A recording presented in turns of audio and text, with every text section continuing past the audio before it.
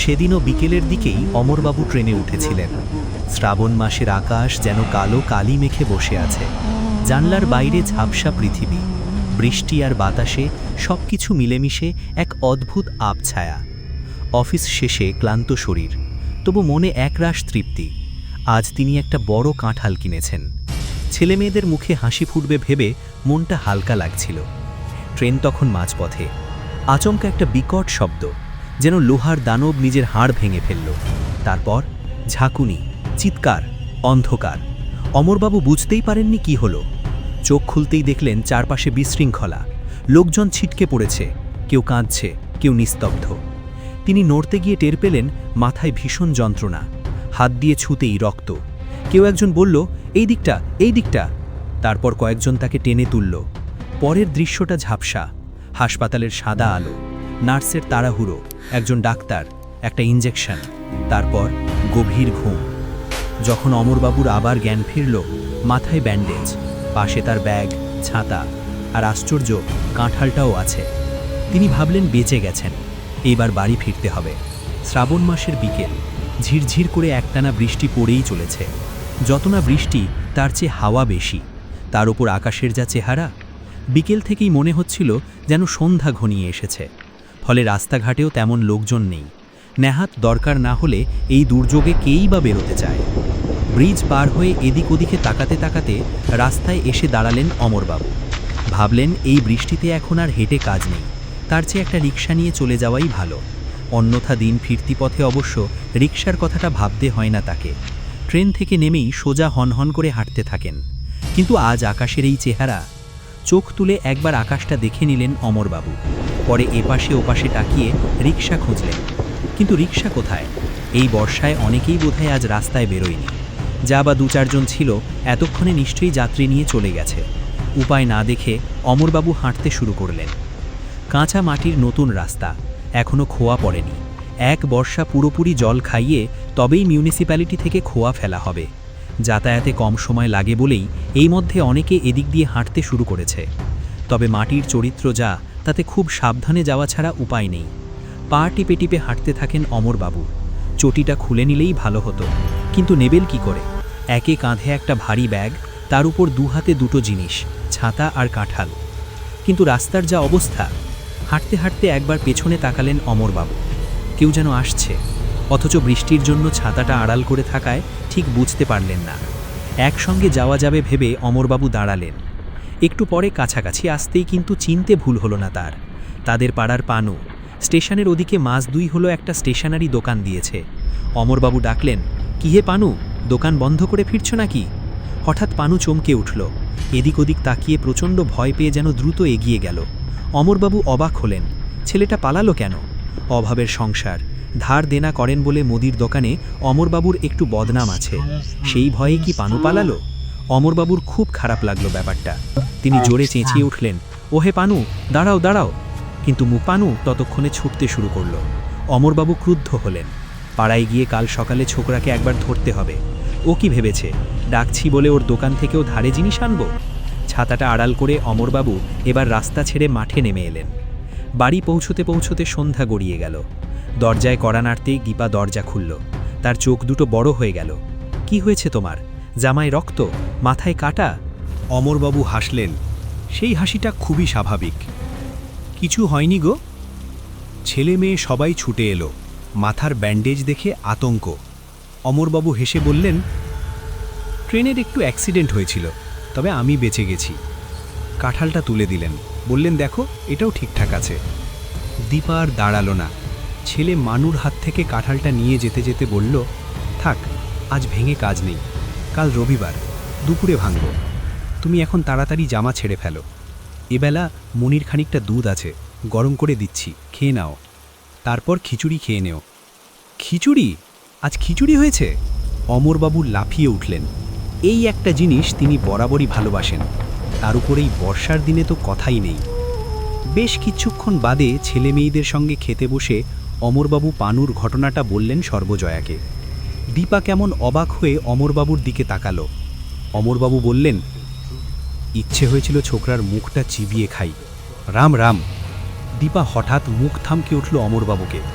কি যে বিচ্ছিরি কথাবার্তা। অমরবাবু হঠাৎ লাফিয়ে উঠলেন, পিঁড়ি ছেড়ে ছেলে মেয়েদের ডিঙিয়ে বেশ খানিকটা দূরে গিয়ে গজগজাতে লাগলেন। দীপার ততক্ষণে নজরে পড়েছে অমরবাবুর দুচোখ দিয়ে যেন আগুন ঠিকরে বেরোচ্ছে।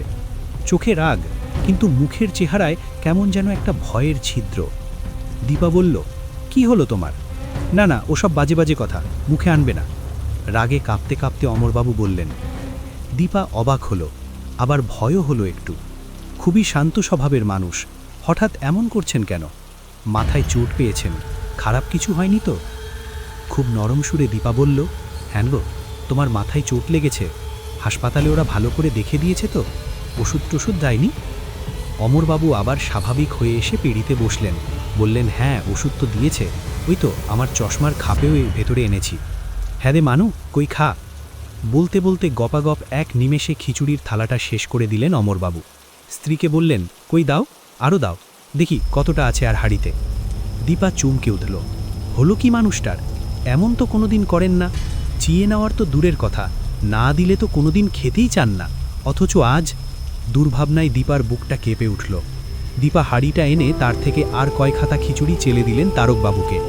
দিতে না দিতে সেটুকুও শেষ। এই সময় মানু হঠাৎ উঠে দাঁড়ালো। তারকবাবু বললেন, কিরে, খেলি না যে? ভালো লাগছে না খেতে? না বাবা, আমার ঘুম পেয়েছে। তাহলে দে, তুরটা আমিই খেয়ে ফেলি, নষ্ট করে লাভ কি? বলে মানুর থালাটা টেনে নিয়ে সেটাও চেটে পুটে খেয়ে হাঁড়িটা নিজের দিকে টেনে নিলেন অমরবাবু। বললেন, বড় ভালো হয়েছে গো, এমন খিচুড়ি তুমি কোনো দিনও রাঁধনি, ইচ্ছে হচ্ছে আরও খাই। দীপার ততক্ষণে কান্না এসে গেছে, পরিষ্কার বুঝতে পারছে মাথায় একটা গোলমাল দেখা দিয়েছে, না হলে অমন মানুষটা এরকম হয় কি করে? আর শুধু দীপাই নয়, ব্যাপারটা ততক্ষণে বোধহয় মানুও খানিকটা বুঝতে পেরেছে। মার দিকে তাকিয়ে কি বলতে গেল সে, কিন্তু বলা হলো না। তার আগেই বাইরের দরজায় কে যেন কড়া নেড়ে উঠল। দীপা চমকে উঠল, বাইরের ভিড় ডাকছে, ব্যাং ডাকছে, সেই সঙ্গে টিপ টিপ করে বৃষ্টি। এত রাতে এই দুর্যোগে কে এলো আবার? দীপা বলল, শুনছ, কে যেন কড়া নাড়ছে। হাঁড়িটা থেকে মুখ তুলে অমরবাবু বললেন, কড়া নাড়ছে? না না, এখন আবার কে আসবে? হাওয়ায় বোধহয় কড়াটা নড়ছে। এই সময় কড়াটা আবার জোরে নড়ে উঠল, পরিষ্কার শোনা গেল কে যেন দরজাটা ধাক্কাচ্ছে। দীপা বলল, ওই শোনো, শুনেছ? হঠাৎ কড়াটা আবার প্রচণ্ড জোরে নড়ে উঠল, সেই সঙ্গে এতক্ষণে একটা গলার আওয়াজ, দরজা খুলুন, বাড়িতে কে আছেন? দীপা অমরবাবুকে তাড়া লাগালো, যাও না শিগগির, দেখো না কে এলো। প্রায় তড়িঘড়িতে এবার উঠে পড়লেন অমরবাবু। দীপা মানুর দিকে তাকালো, কী রে, তুই কোথাও আবার কিছু করে আসিসনি তো? তোর জ্বালায় হাড় মাস তো আমার আলাদা হয়ে গেল। মুখ কাঁচোমাচু করে মানু বলল, বারে, আমি আবার কি করব? আজ সারাদিন তো ঘরেই ছিলাম। সেটা অবশ্য জানে দীপা, মানু কোথাও বেরোয়নি আজ। গলার আওয়াজটা আবারও ভেসে এলো, কি হলো, দরজাটা খুলুন না, ভেতরে কে আছেন? আশ্চর্য, দীপা উঠে পড়ল। মানুষটা গেল দরজা খুলতে, অথচ এখনও দরজা না খুলে কি করছেন? প্রায় দৌড়ে সে গেল দরজার দিকে, কিন্তু মানুষটা কোথায়? এই যে মাত্র দরজা খুলতে উঠে গেলেন, দরজায় আবারও ধাক্কা পড়ল, তারপরই আবার সেই গলার আওয়াজ। কি হলো কি, দরজাটা কি খুলবেন? এবার আর দেরি করল না দীপা, হারিকেনটা হাতে নিয়ে ঝট করে দরজাটা খুলে ফেলল। আর খুলতেই চমকে উঠল সে, সামনে একজন পুলিশ অফিসার, সঙ্গে 2-3 জন কনস্টেবল।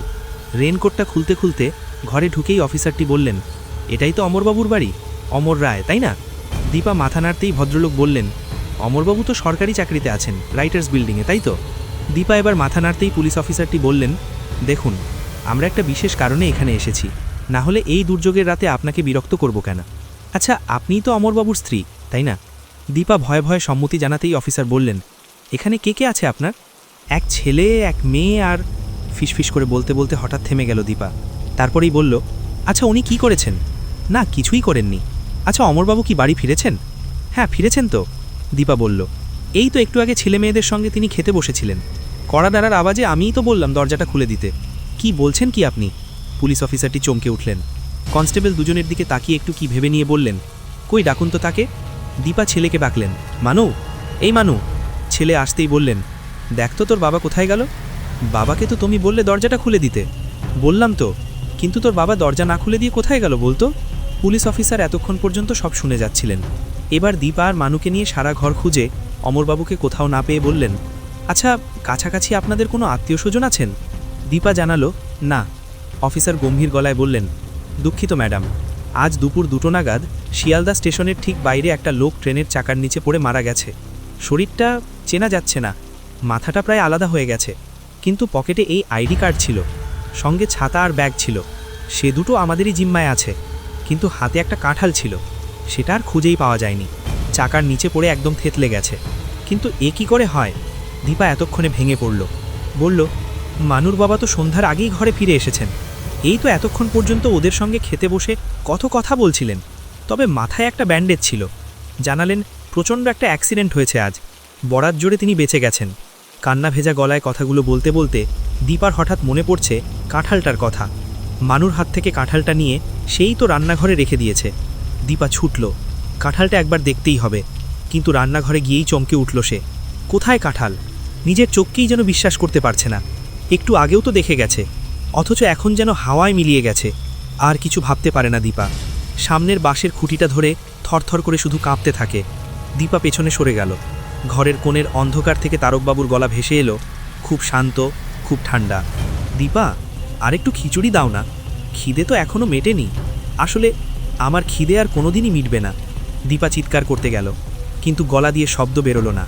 ঘরের সব আলো একসঙ্গে নিভে গেল। শুধু বাইরে বৃষ্টির শব্দ আর ট্রেনের চাকার দুরাগত আওয়াজ ভেসে আসতে লাগলো।